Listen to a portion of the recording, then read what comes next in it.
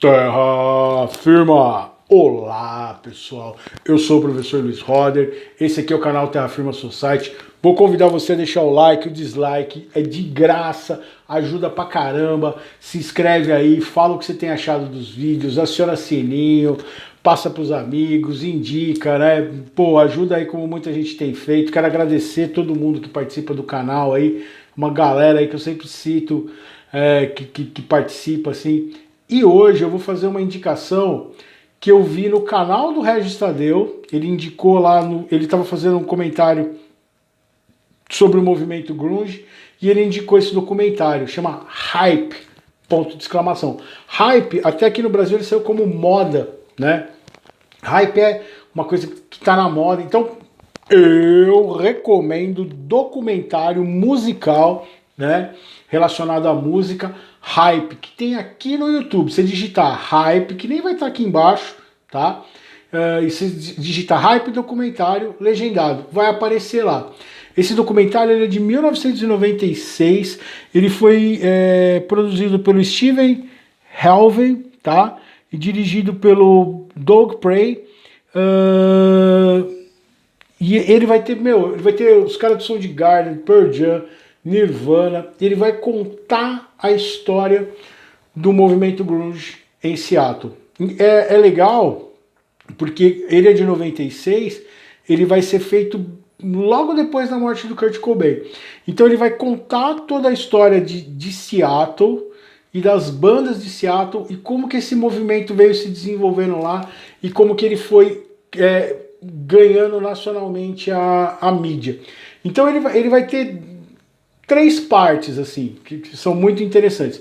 A primeira parte é ele contar a origem do grunge. Então quais foram as primeiras bandas, vai falar do Green River, vai mostrar um monte de banda desconhecida assim, que eu fui conhecer lá no... Eu, por exemplo, eu tive essa experiência de viver esse movimento acontecendo. E eu me vejo no momento do documentário, um momento bem crítico até, diga-se passagem.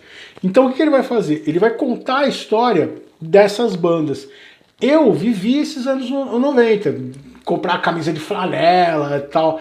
E depois que eu assisti esse documentário, eu me senti meio idiota, assim. Não, foi muito legal. Tem que entender uma coisa. A hype, ela é muito importante. Você vai viver o momento que você está vivendo. O que não faz sentido é eu querer ser grunge agora, no 2021. Né? Apesar da tendência agora é revisitar isso, porque a geração que não tinha grana nessa época, que agora tem o poder de compra, vai querer comprar aquelas coisas que ele não pôde comprar quando ele viveu a adolescência. Eu tenho muito isso no material que eu vendo, por exemplo, em quadrinhos. Eu vendo quadrinhos geralmente para pessoas que têm a minha idade que não puderam comprar aqueles quadrinhos na época que eles saíram na banca. E hoje eles têm um poder aquisitivo, eles podem reviver essa hype, reviver esse momento.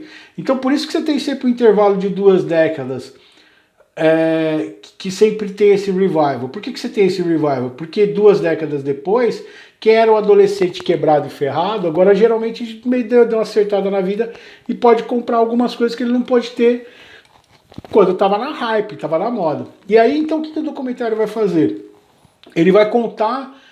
Ele é muito bem dirigido, assim, é uma edição gostosa. Ele tem 1h30, assim, mas e aí ele vai pegar, vai mostrar o Jack Endino, ele vai contar a história da Sub Pop. Eles vão mostrar como que o movimento grunge mudou a cidade de Seattle. O quanto de empresas vieram, o quanto de bandas vieram. Mas aí ele vai fazer o quê? Então ele começa lá de quando Seattle, nem as bandas iam tocar lá em Seattle. Então ele vai mostrar, por exemplo, por que se criou uma cena própria em Seattle.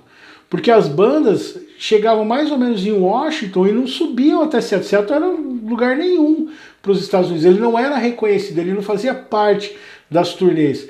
Então era muito difícil você ter uma banda tocando lá. Por isso que o público era apaixonado por shows. E era uma coisa que eles colocam assim, as bandas se assistindo. Então uma banda tocava e ficava para assistir o show da outra banda. Todo mundo que viveu uma cena pequena assim, Mauá, que é uma cidade do subúrbio operário aqui do ABC, ela teve isso. Você ia lá ver a banda do seu camarada e depois sua banda ia tocar, ou a banda de um amigo, era uma coisa assim, o bar do Mossoró, uns rolês assim, o bar do Boneco, coisas que a gente teve aqui, né? O Camelos, que é daqui dessa região, assim. Então o que acontece? Ele vai mostrar essa ótica, como que vai se desenvolvendo, como que cria uma demanda, e aí vão surgir as bandas que vão estourar. Então vai ter o Soundgarden, vai ter o Nirvana, vai ter o Alice in Chains, que são bandas que... E ele mostra uma coisa muito interessante. Ele mostra como que o som grunge evoluiu. Então ele pega que era um punk, um pós-punk, que era um som... E aí eles vão começar a mudar essa levada. De vez em que é aquela coisa mais arrastada, mais metal, mais lenta no começo. Então vai mostrar o Ted, Screaming Trees, que é uma banda maravilhosa, Mudhoney. Então ele vai mostrar essas bandas. E as bandas, tipo como as bandas tinham uma relação promíscua entre elas. Como relação promíscua? O cara tocava numa banda, tocava na outra. Então essas bandas eram o mesmo núcleo de pessoas. Até que estoura, né? Tem a história do Jack Endino contando, por exemplo, o Kurt Cobain chegando para gravar a primeira, o Bleach, né? E aí no final o Jack Endino falou, posso ficar com uma fita dessa aí, que eu achei legal a banda de vocês. Até que vai criar uma demanda dentro da história do comércio americano. Então o pessoal começa a se cansar daquelas bandas tipo Poison, Bon Jovi, né? O próprio Beavis and Butthead começa um processo na televisão de tirar um pouco o sarro disso e surge essa nova onda. Que nova onda que é essa? O grunge. Então o Nirvana vai estourar com Smells Like Teen Spirit, outras bandas vão estourar, e aí é legal, eles vão nesse ponto em diante, então ele vai contando a história. Nesse segundo movimento do documentário, eles vão mostrar a moda que vira em torno de Seattle. Então todo mundo queria contratar a banda de Seattle, todo mundo ia para Seattle, começa a querer se vestir. Mas, por exemplo, a vestimenta de Seattle, por que a camisa de flanela? O cara fala, os caras venderam camisa de flanela a $300. Pô, a gente comprou a camisa de flanela porque aqui é frio pra caramba e chove o ano inteiro. Não tinha opção. A gente usava, não era por uma questão de hype, de moda. E como que Seattle passa a ser vista pelo mundo, então vai mostrar programa japonês, as bandas começam a mudar para Seattle, por exemplo, que nem se tinha no hard rock, o hair metal, que as bandas iam para Sunset Boulevard, na Califórnia, em Los Angeles, ele vai acontecer o quê? Essas bandas começam a migrar para Seattle. Então tinha uma hora que o cara chega assim, ele anda no estúdio, um monte de banda ensaiando assim. Por quê? Porque a galera começa a ir para lá, porque as pessoas começam a olhar para Seattle. Então ele vai falar como que a moda, esse hype criado em torno desse movimento vai deturpar toda a história. E aí as bandas de Seattle começam a sofrer com isso. Por quê? E aí você vai ter o desgaste dessa imagem, desse movimento, e como que quem era de lá acaba não conseguindo aproveitar essa onda. Então eles mostram o quanto que você, a partir de algo que vira uma moda, que é o nome, hype é tipo moda assim, o bagulho fervendo, todo mundo na onda disso.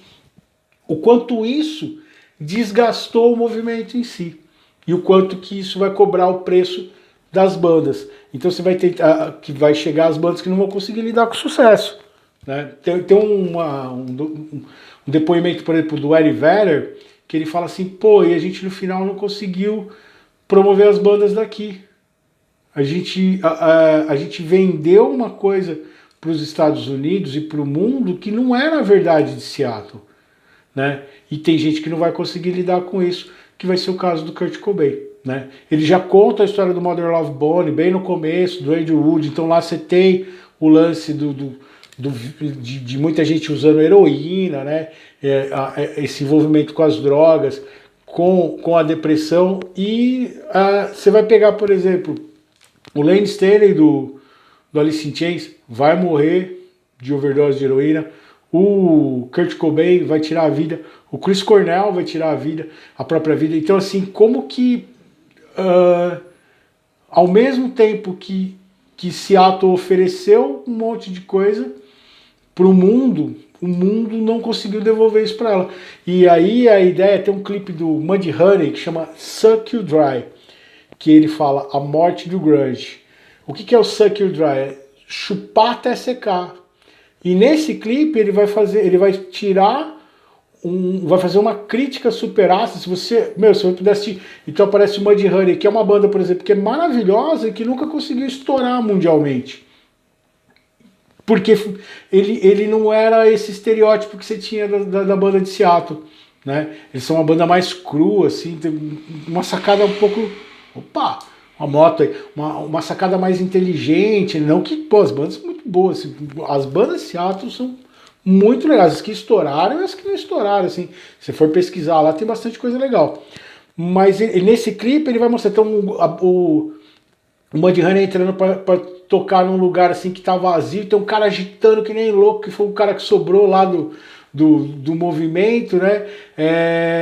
E essa ideia de você sugar tudo que você puder do movimento até ele secar, cair e você ir para outro lugar para pegar uma outra moda, fazer uma outra hype, assim.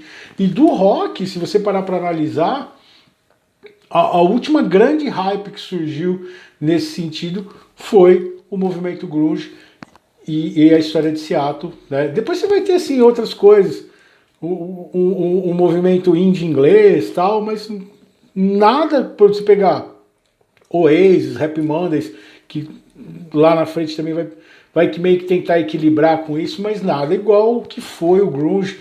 E aí eles vão pegar essa questão da moda. Então as pessoas no mundo todo, eles falam assim, no Natal de 92, 93, todo mundo ganhou uma camisa de flanela, o kit lá, Seattle, assim. E aqui no Brasil era uma coisa, aconteceu muito isso, assim, de comprar a bermuda cargo, a blusa de flanela, assim, durante muito tempo eu usei visual, assim, associado a essa ideia do Seattle. Aqui no Brasil a gente meio que fez um Seattle Metal, né? Foi legal porque deu, não pra galera muito radical, muito true, né? Mas no geral, assim, aqui a MTV permitiu isso, então você tinha o pessoal do metal meio que deu uma absorvida nisso na camiseta de frente. Você tem até hoje, né, os caras viúvos do Seattle lá, né, de Seattle aqui no Brasil. O Ceará lá em Santo André também tinha uns rolês muito loucos, assim, né, de banda de tocar e tudo mais, esse movimento. Então, vale a pena. Eu recomendo Hype aqui no YouTube mesmo, você procura, digita lá, Hype, documentário legendado, você vai achar. É bem legal, vale a pena. E ele é meio melancólico o final, né? Porque ele vai terminar justamente com esse preço. E aí você vai ter justamente eles tratando da morte do Kurt Cobain. E a fala do Ed Vedder no final lá é bem legal, é bem interessante. O poema de hoje, vamos lá, é Revelações. Esse aqui é o poema que eu fiz para Paranapiacaba. Que é um lugar que é a minha hype com a Laís, assim, que também tem, né? Agora todo mundo vai pra Paranapiacaba tirar foto com o trem enferrujado. Eu tenho uma história horrorosa com o Paranapiacaba, assim, que o meu medo de altura, de ficar em pontilhão, vem de lá. Porque meu pai e minha mãe, quando eles vieram para São Paulo, do interior de Santa Cruz do Rio Pardo, meu pai primeiro e depois minha mãe, eles conseguiram só aula para dar em Paranapiacaba. Então meu pai e minha mãe deram aula naquela escola estadual que tem em Paranapiacaba. E eu lembro, para quem não sabe, Paranapiacaba é a Londres brasileira. Tem um documentário legal sobre Paranapiacaba aqui no YouTube. E lá assim, embaixo uma neblina do nada. Quem teve a oportunidade aqui de São Paulo, que você de fora, de visitar a Gabi, minha sobrinha, sempre que vem a gente faz o rolê para Paranapiacaba, faz os nossos piqueniques lá, ouvindo FAO, faz os nossos rolês bem loucos lá. E tem história, né, de assombração e tudo mais. E o meu trauma vem disso. Você tinha que atravessar aquela ponte, era uma outra ponte ainda. E tinha baixado a neblina e você não conseguia ver. Então, para mim, eu tinha 6 anos de idade, 7 anos de idade. E meu pai tinha que ir dar aula e eu tava com ele e ele pegou na minha mão e vamos. E eu achava que, tipo, a, a neblina engolia a gente e a gente ia cair daquela ponte lá, assim. E eu acabei criando esse trauma que eu tenho até hoje, assim, de lugar alto. Eu enfrento isso, tento, né? Mas eu sinto uma taquicardia quando eu tenho que ficar em cima de algo assim. Então, meu pai deu aula lá, puta, final dos anos 70. Aí ele conseguiu vir para Mauá, para Santo André. E quando você começa a dar aula, é assim, você vai dando aula nos lugares mais distantes até você conseguir ter pontuação para conseguir dar aula num lugar mais próximo de casa. Revelações. E a cidade das brumas nos recebeu novamente, agora montados em nossas vassouras, munidos de ciência e magia, para redescobrirmos a nossa essência e purificarmos o espírito desse mundo tão acelerado. E juntos, com as mãos dadas, celebramos a prosperidade e a íntima necessidade de cada um, ao seu peculiar modo, ansiarmos as mesmas coisas, tornando encantados os momentos em que a alegria e a felicidade são tudo o que podemos ter. Eu fiz esse poema quando a gente foi na convenção de bruxas, por isso tem alguns elementos que eu coloco aqui, que a cidade tenta. Então você vai ver essa necessidade da cidade criar, olha que bonito, criar uma hype, para ter uma vida econômica, né? Em cima de uma tendência para poder sobreviver. E é o que vai acontecer em Seattle, que até hoje é uma meca, né, para essas bandas, vão lá, pelo menos para tentar ver, e aí eles vão mostrar no documentário como que a cidade se desenvolveu, né, e o bem e o mal que essa hype criou, e que quem aproveitou, beleza, quem não aproveitou, a história já foi contada. Diz aí, você gosta de bandas de grunge, viveu esse momento que teve aqui no Brasil, gosta de reviver isso, você comprou camisa de flanela? Fala aí, você odiou essas bandas, porque a hype, ela sempre vai acontecer isso. Surge a hype e surgem os haters, né? As pessoas que vão ser completamente contrárias a isso e não vão viver a parada lá da teoria da curva. A teoria da curva é 25% vai viver a brisa, 25% vai odiar e 50% vai ver qual é que é para depois se pronunciar sobre isso. Dá o seu like, seu dislike, se inscreve no canal, comenta aí se você tem alguma história sobre o movimento grunge e a gente se vê em outro vídeo de Terra Firma Society.